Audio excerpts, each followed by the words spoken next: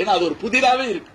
தான் ரசூல் மக்கள் பல்லையும் உடைச்சு விட்டாங்க, நெத்தியும் காயமாயிடுச்சு, பாதையில முள்ள பறத்துறாங்க, நபிய வாயில வந்து இப்படி பேசுறாங்க. நண்பர்களே, குப்பைகளை மேல கொட்டி விட்டாங்க.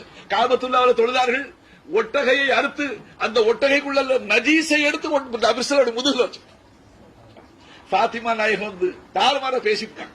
ரசூல்லா சமாதானப்படுத்தி அழைத்துக் கொண்டு சென்றார்கள். நண்பர்கள், இப்படி எல்லாம் செய்ய பார்த்து அல்லாஹ் சும்மா எப்படி இருந்தான், அதான் கேள்வி. அந்த கேள்விக்கு தான் நாதாக்கள் பதில் எழுதியிருக்கிறாங்க. அந்த ரசூலுடைய திருவுள்ளத்தை அல்லாஹ் பார்க்கிறான். உம்மத்து செய்யற கஷ்டம் நபிக்கு பெருசா, அந்த நபிக்கு நோவினை கொடுத்த உம்மத்துக்கு நான் அதாபு கொடுப்பேன், தண்டனை கொடுப்பேன், அது நபியுடைய கல்பை ரொம்ப சங்கடப்படுத்துமா? அப்ப நபியுடைய கல்பை எது ரொம்ப சங்கடப்படுத்தும்?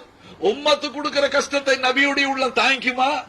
உம்மத்து தனக்கு தொல்லை கொடுத்ததற்காக அல்லாஹ்வுடைய தண்டனைக்கு ஆளாகிவிட்டால் அந்த நபியுடைய கல்பு தாங்கலாம். அதனால அல்லாஹ் இந்த உம்மத்துக்கு தண்டனை கொடுக்கறது பிற்படுத்தி வச்சுப்பான். நம்ம சொல்றது இல்லீங்களா, நம்ம சமயத்தில் சொல்லுவோம்ல, அவனை ஒரே அறையில பல்ல எடுத்து விடலாமான்னு வருது. சர்க்கார் உங்க முகத்துக்காக பாக்க, நீங்க இங்க இல்லன்னா காமிச்சிருப்பேன், சொல்ல மாட்டோம். அப்படித்தாங்க அல்லாஹ் சொல்லிவிட்டான். வமா கான அல்லாஹு லியுஅذிபஹும் வஅன்த ஃபீஹிம். நபியே, ஹபீபே, அந்த உங்க உம்மத்துக்கு மத்தியில நீங்களே இருக்கிறீங்க, நான் எப்படி அல்லாஹ் செய்வேன்? அல்லாஹ் செய்யலாமான்னு பாக்குறேன். உம்மத்துக்கு அல்லாஹ் செஞ்சா உங்க கல்வி சங்கடப்படுத்து, உங்க உள்ளத்தை சமாதானப்படுத்தும்.